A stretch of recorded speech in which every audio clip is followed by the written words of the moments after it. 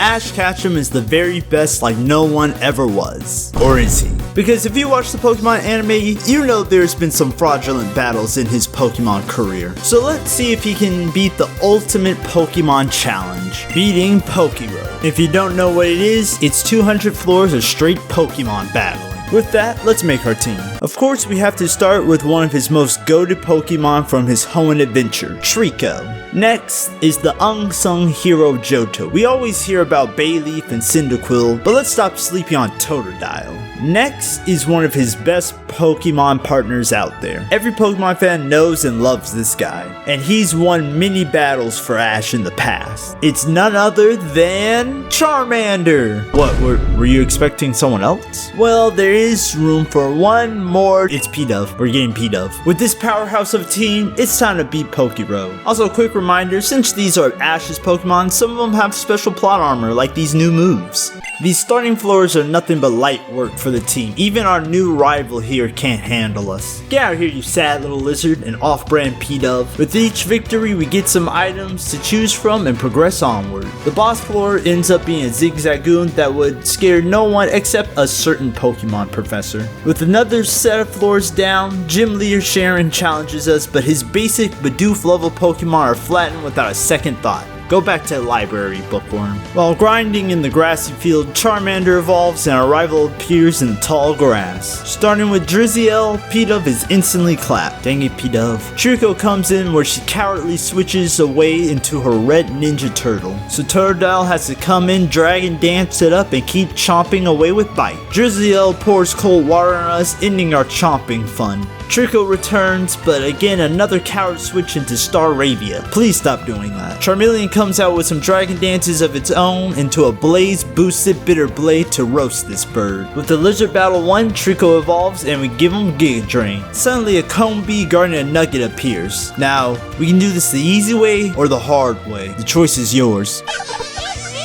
Oh, I see, you want to do it the hard way then. Now, this odd tree is blocking our path, and we left our squirt bottle at home. Guess it's time to chop it down with Secret Sword then. We run through more tall grass with Totodile evolving, and suddenly it starts raining. And I wonder if it has anything to do with these blue guys. Doesn't matter, he's light water work, and P-Dove evolves too. Unfortunately, the rain he's brought has made this battle so much harder since our firepower's weakened. Especially with this boss duo. First, we gang up on Pinsir. It may costed us our gator and our bird, but with it down, the fire grass lizard duo factory resets this possessed lawnmower. We venture through the forest where this rich boy offers us some items and loose cash for our precious grow vial, which Ash would never do. Away with you, rich stranger. We encounter a Noctowl, which is an Ash staple and a great addition to the team. Too bad Tranquil got jealous and fainted it. Despite that, we hit a couple final evolutions and run into Bug Boy Bugsy, who's a perfect candidate for Charizard to try out its newfound strength on. Nothing but light bug work here. Ooh, a Levani, another one of Ash's staple Pokemon that we can... Okay then, at least we're getting some more final evolutions. Our rival returns for another battle, but it's less of a battle and more of a one-side beating from our green lizard. We enter an ancient haunted temple full of ghost types and more aqua grunts. Luckily, they can't make it rain here, so we take them down with ease. The temple leads out to a vast desert with gym leader Gordy guarding the exit. However, our big Florigator easily sweeps his rock team with a Dragon Dance Aqua Tail sweep. We blast through the psychic ancient ruins into a nearby forest where our rival awaits for a rematch. She starts with her confident, non-angsty blue lizard, so we bring out our blue gator. But she coward switches into Tyranitar. This allows us to put up a Dragon Dance.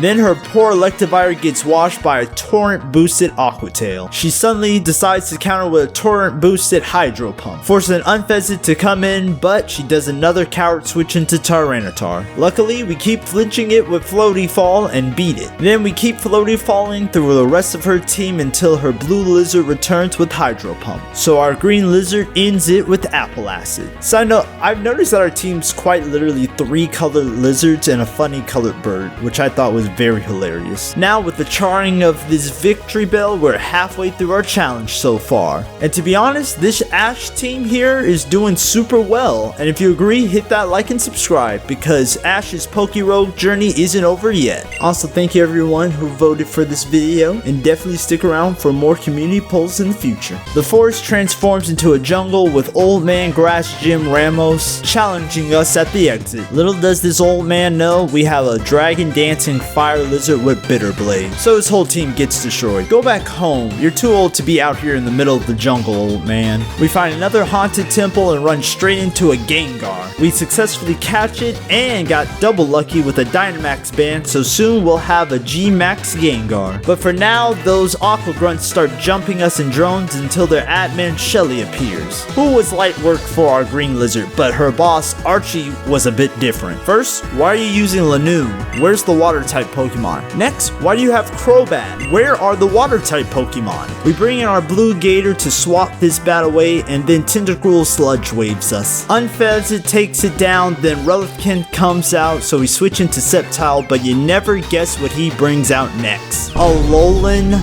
Muck.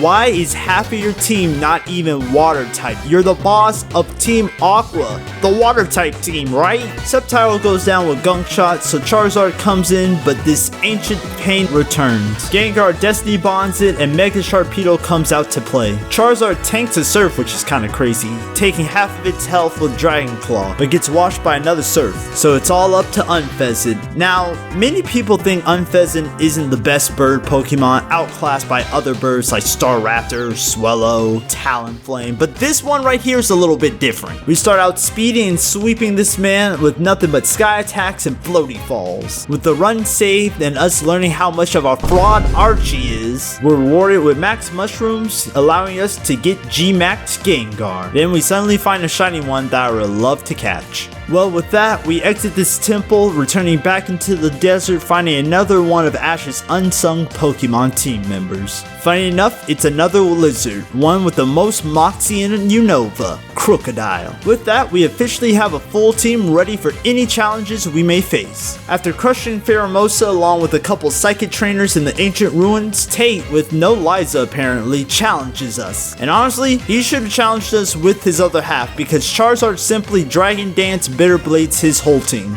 Next time, kid, bring your sister, so I can have an actual challenge. Back in the forest, our rival appears once more. The battle starts with a lot of switches until Crocodile faces Electa. Oh my goodness, another switch, but we saw this one coming. Staraptor falls to an Outrage, and then her Rayquaza descends. But Ash isn't a stranger to fighting legendary Pokemon. Outrage takes 1 bar of health, followed by Charizard's Dragon Claw taking another, while we tank her Outrage. She denies us the knockout by switching into Tyranitar, then it hits us with Payback, knocking us out. Our Gator comes in, and of course she switches to Electivire. But obviously we saw that coming, so we use that moment to Dragon Dance and slam it with Aqua Tail. Inteleon comes in to get crunched, but not only does it live, but it counters with Energy Ball. Sceptile gets roasted with Overheat, so Unfezed cools off this hot-headed turtle, along with Tyranitar Floaty Fall style. Inteleon snipes us with an Ice Beam, so G-Max Gengar, it's all up to you. After tanking Stab Hydro Pump,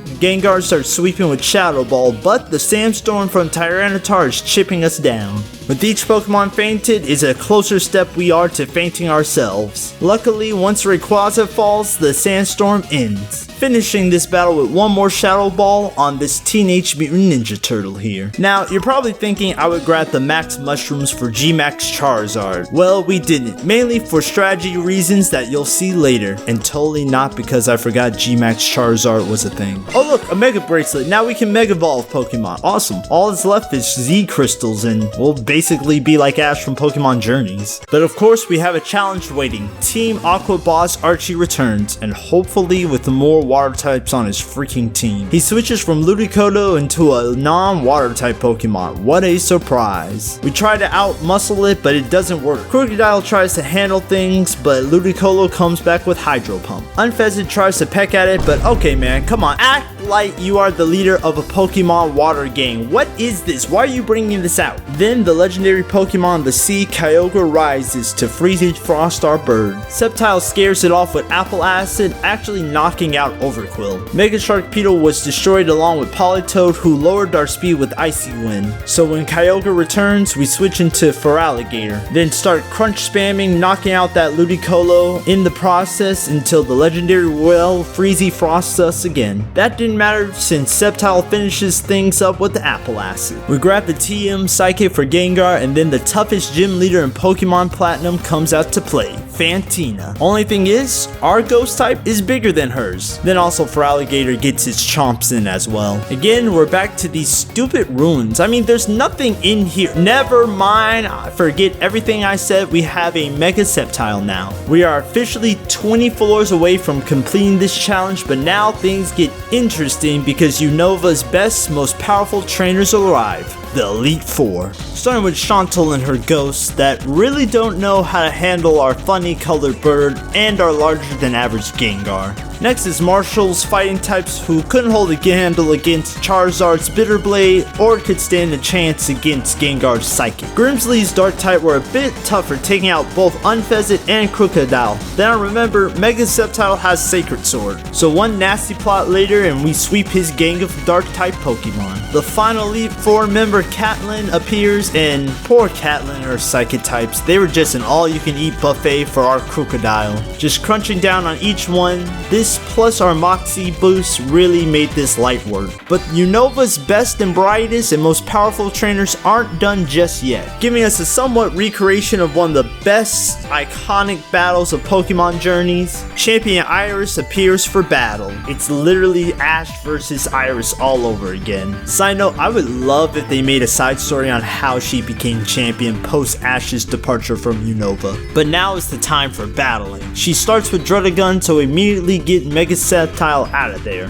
Unfezant standbys for battle, but she brings out the best fossil Pokemon ever, Archeops, who pelts us with rocks from Stone Edge. Feraligatr scares it off, allowing us to Dragon Dance up. After tanking Haxorus' stab outrage, we triple axle our way through Haxorus, Druddigon, and even a Terra Dragon Reshiram, just being stopped short of defeating G-Max Lapras. But man, did this skater put in some major work. Side note, I think Reshiram is a perfect match for Iris. Crocodile scares it off, but once we defeat Archeops and Terrifier Typhlosion, it too has to taste defeat, officially beating champion Iris. And man, this was my absolute favorite battle here so far. So go ahead and comment down what your favorite battle from this video was so far, because we're at the last 10 floors. These final floors are filled with mysterious Peridot Pokemon that we can't catch, so they're worthless. But like any good Pokemon story, our rival stands before us for one last battle. She starts with her blue lizard switching to Tyranitar.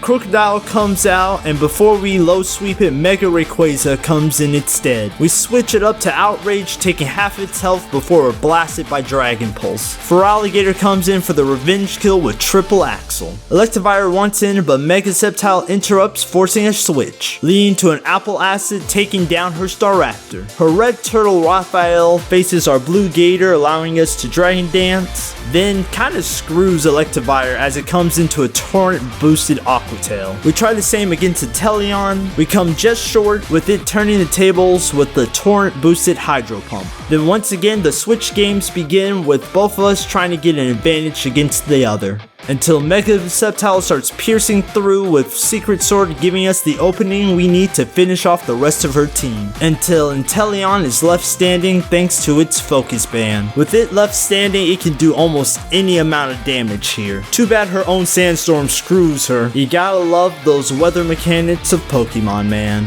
With her out the way, it's now time for the final battle against none other than the gigantic energy legendary Pokemon Eternus. We immediately switch into Mega Sceptile, mainly because Apple Acid can lower its special defense so that okay, that doesn't matter anymore. Our blue Croc starts dancing and it lets out another Turnitin, but we somehow live it and use that rest turn to Dragon Dance some more. Now it's triple axle time. Taking it to its last health bar, it's obvious we're gonna win, but of course, it would not be that simple. We throw Unfezant into the fray where it gets fried, but we add one more Dragon Dance in. G-Max Gengar comes comes in and we do a triple axle psychic combo, which does some pretty decent damage, but it heals some of that damage as well. G-Max's Gengar goes down to a flamethrower, but another triple axle brings it super low. Crocodile comes in, but Eternus gets tired of our blue gator and cross poisons it, while taking Crocodile's outrage. So obviously everyone's favorite Pokemon, Nintendo's favorite Pokemon, the Pokemon that's almost more iconic than Pikachu itself, the Pokemon with dang near the most forms ever in the Pokemon universe,